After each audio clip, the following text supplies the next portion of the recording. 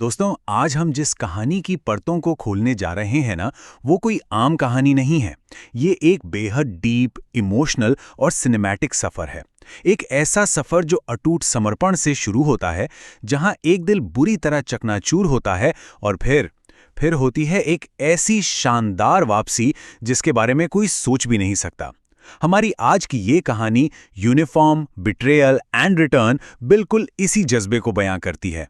तो चलिए बिना वक्त गवाए देखते हैं कि कैसे हालात एक इंसान की पूरी दुनिया पलट कर रख देते हैं। हम सीधा इस कहानी के सबसे ड्रामेटिक पॉइंट से शुरुआत करते हैं।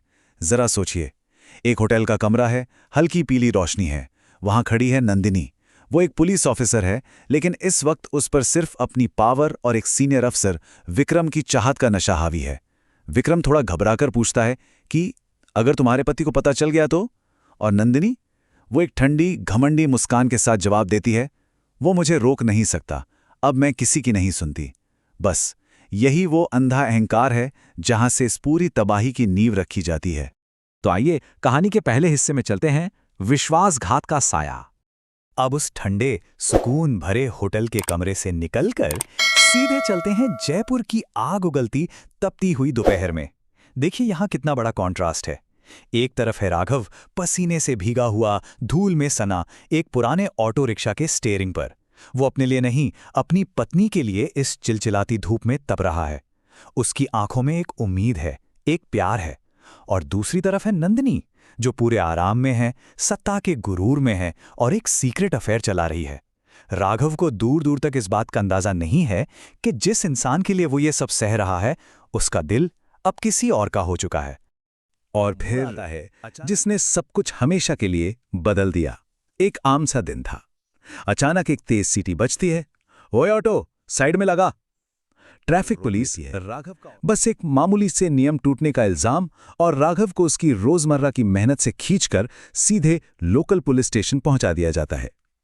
उसे बिल्कुल नहीं पता था कि ये छोटी सी घटना उसकी जिंदगी में कैसा तूफान लाने वाली है। अब कहानी पहुंचती है हमारे दूसरे पड़ाव पर, उम्मीद से अपमान तक का सफर। राघव पुलिस स्टेशन में एक टूटी हुई कुर्सी पर बैठा है। सच कहूं तो उसके दिल में डर नहीं है, एक भोली सी उम्मीद है कि अरे मेरी पत्नी नंदिनी तो यहीं की अफसर है ना, वो आएगी और सब ठीक कर देगी। दरवाजा खुलता है, हाई हील्स की आवाज गूंजती है। नंदिनी अपनी वर्दी में बाहर आती है। राघव की आंखों में चमक आ जाती है। वो खड़ा होता है, लेकिन नंदिनी की आंखों में पहचान का एक कतरा भी नहीं था। वहां सिर्फ घमंड था।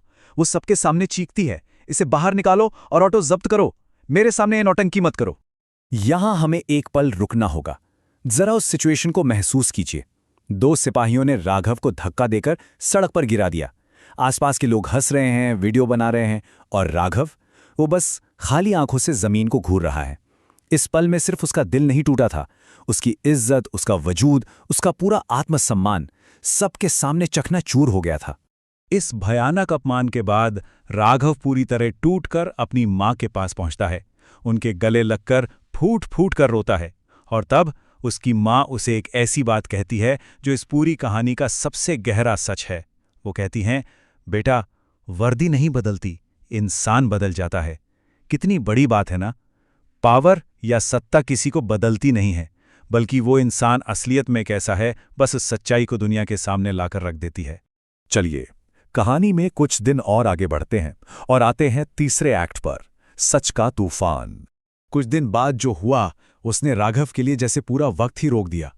अगर वो पुलिस स्टेशन वाला अपमान बुरा था, तो जो सच अब सामने आया वो किसी भी बुरे सपने से परे था। अपनी ही पत्नी, एक दूसरा आदमी, एक ही बिस्तर। राघव ने अपनी आंखों से वो देखा जो कोई नहीं देखना चाहता। उसने नंदिनी को उसी सीनियर अफसर विक्रम के साथ पकड़ लिया। ये वो पल था जहां दिल तो छोड़िए, इंसान की रूह तक के टुकड़े टुकड़े हो जाते हैं। लेकिन जानते हैं इस तबाही से क्या निकला? आंसू नहीं, बल्कि आग। उस कमरे के सन्नाटे को चीरते हुए राघव ने नंदिनी को एक जोरदार थप्पड़ जड़ दिया। विक्रम ने गुस्से में अपनी पावर का रौब दिखाना चाहा, लेकिन राघव की आंखों में अब खौफ नहीं था।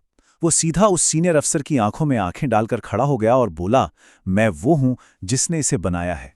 ये कोई कमजोर पति नहीं था, ये एक ऐसा इंसान था जो अब कुछ भी खोने से नहीं डरता था। यहीं से शुरुआत होती है हमारे चौथे एक्ट की, संघर्ष और एक नई शुरुआत। यहां से जन्म होता है राघव 2.0 का। पहले दिन तलाक और सिर्फ खालीपन, लेकिन कुछ महीनों बाद किस्मत ने एक बहुत बड़ा टर्न लिया। राघव के पास एक पुरानी बेकार पड़ी जमीन थी, उसकी कीमत अचानक आसमान छूने लगी और वो रातों रात करोड़ों की हो गई। अब उसके पास पैसा था, लेकिन क्या उसने आराम किया? बिल्कुल नहीं। उसने लगातार 1 साल तक बिना रुके नींद और भूख को भूलकर सिर्फ पढ़ाई की। उन पैसों ने उसे आराम नहीं, बल्कि अपना सम्मान वापस पाने की एक ऐसी आग दी जो बुझने वाली नहीं थी। और इस जुनून का नतीजा क्या निकला? महज 2 साल। जी हां, सिर्फ 2 साल बाद जब स्टेट रिजल्ट्स आए तो सब कुछ हिल गया। जो राघव कभी एक धूल में सना ऑटो ड्राइवर था, जिसे थाने से धक्के मारकर निकाला गया था, वो अब स्टेट का टॉपर था। वो अब एक टॉप रैंकिंग एसपी यानी सुपरिंटेंडेंट ऑफ पुलिस बन चुका था। और अब हम पहुंचते हैं इस कहानी के सबसे पावरफुल और रोंगटे खड़े कर देने वाले क्लाइमैक्स पर, शानदार वापसी। जरा इस सीन को विजुअलाइज कीजिए। वही पुराना शहर है, बिल्कुल वही पुलिस स्टेशन जहां कभी उसकी इज्जत नीलाम हुई थी। पास्ट में हमने देखा था एक बेबस राघव फर्श पर था और नंदिनी घमंड से खड़ी थी। और आज प्रेजेंट में दरवाजा खुलता है, अंदर आते हैं एसपी राघव, वर्दी पर चमकते हुए सितारे, और सामने खड़ी है नंदिनी, जो अब डर और पछतावे से जैसे सुन्न पड़ चुकी है। जो कल तक एक मामूली ड्राइवर था, आज वो उसी थाने का, उसी नंदिनी का अल्टीमेट बॉस बनकर लौटा था। पूरा का पूरा खेल पलट चुका था। और इस पल में राघव जो कहता है ना, वो बिल्कुल किसी सिनेमैटिक मास्टरपीस जैसा है। राघव उसके पास जाता है और बेहद शांति से कहता है, जिस दिन तुमने मुझे ठुकराया था उस दिन मैं टूट गया था, और जिस दिन मैं खड़ा हुआ उस दिन तुम खत्म हो गई। इन अल्फाजों में बहुत गहरा दर्द था, लेकिन आज इन्हें बोलने में एक सुकून था। ये वो अल्टीमेट जवाब था जिसने उस विश्वासघात का चैप्टर हमेशा के लिए क्लोज कर दिया। इस पूरे सफर से जो सबसे बड़ी बात निकल कर आती है वो है कर्मा। वक्त सबका हिसाब रखता है, और जब देता है तो ब्याज समेत देता है। ये कहानी हमें दिखाती है कि धीरज, मेहनत और कभी हार ना मानने का जज्बा आखिरकार इंसाफ के तराजू को बराबर कर ही देता है। वक्त को कोई धोखा नहीं दे सकता, ये बात बिल्कुल पक्की है। तो दोस्तों, इस कहानी को खत्म करते हुए मैं आपके लिए एक सवाल छोड़ना चाहता हूं। विश्वासघात की आग में जलने के बाद और फिर सफलता के टॉप पर पहुंचने के बाद ही किसी इंसान का असली कैरेक्टर कैसे सामने आता है? क्या एक इंसान अपने सबसे गहरे दर्द को अपनी सबसे बड़ी ताकत बना सकता है? इस पर जरूर सोचिएगा, क्योंकि ये कहानी हमें याद दिलाती है कि किसी के गिराने से हमारा अंत नहीं होता, बल्कि हमारी असली कहानी तो वहां से शुरू होती है जहां से हम वापस उठने का फैसला करते हैं। इस सफर में हमारे साथ जुड़ने के लिए बहुत बहुत शुक्रिया। बस ऐसे ही सीखते रहिए और आगे बढ़ते रहिए।